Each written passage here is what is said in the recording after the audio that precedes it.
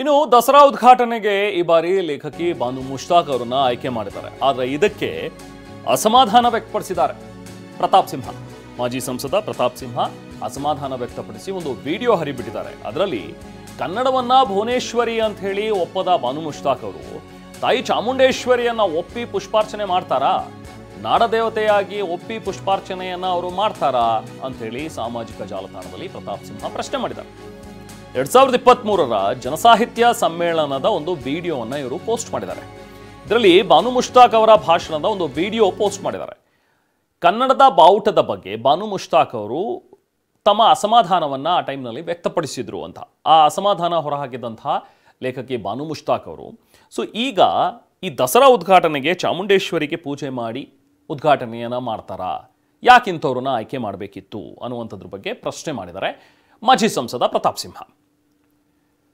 ನೋಡಿ, ಇದು ಪ್ರತಾಪ್ ಸಿಂಹ ಅವರು ಮಾಡಿರುವಂತಹ ಪೋಸ್ಟ್. ಇದು ಕನ್ನಡವನ್ನು ಭುವನೇಶ್ವರಿಯಾಗಿ ಒಪ್ಪದ ಈಕೆ ತಾಯಿ ಚಾಮುಂಡೇಶ್ವರಿಯನ್ನ ನಾಡದೇವತೆಯಾಗಿ ಒಪ್ಪಿಕೊಂಡು ಪುಷ್ಪಾರ್ಚನೆ ಮಾಡಿಯಾರೆ ಬುಕರ್ ಭಾನು ಅನ್ನುವಂಥದ್ರ ಬಗ್ಗೆ ಪ್ರಶ್ನೆ ಕೇಳಿದ್ದಾರೆ.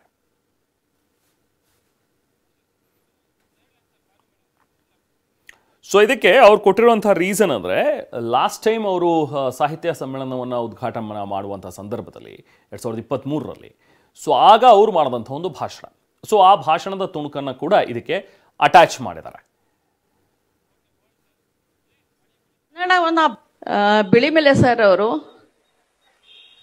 ಕನ್ನಡ ಭಾಷೆ, ಸಾಹಿತ್ಯ, ಸಂಸ್ಕೃತಿಯ ಬಗ್ಗೆ ಮಾತಾಡಿದರು.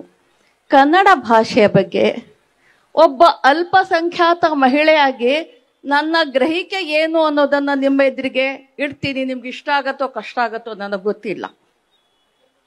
ಕನ್ನಡವನ್ನ ಭಾಷೆಯಾಗಿ ಬೆಳೀಲಿಕ್ಕೆ, ಕನ್ನಡವನ್ನ ಭಾಷೆಯಾಗಿ ಬಾನು ಮುಷ್ತಾಕ್ ಮಾತಾಡ್ಲಿಕ್ಕೆ, ಆಕೆಯ ಮನೆಯವರು ಮಾತಾಡ್ಲಿಕ್ಕೆ ನೀವು ಅವಕಾಶನೇ ಕೊಡ್ಲಿಲ್ಲ.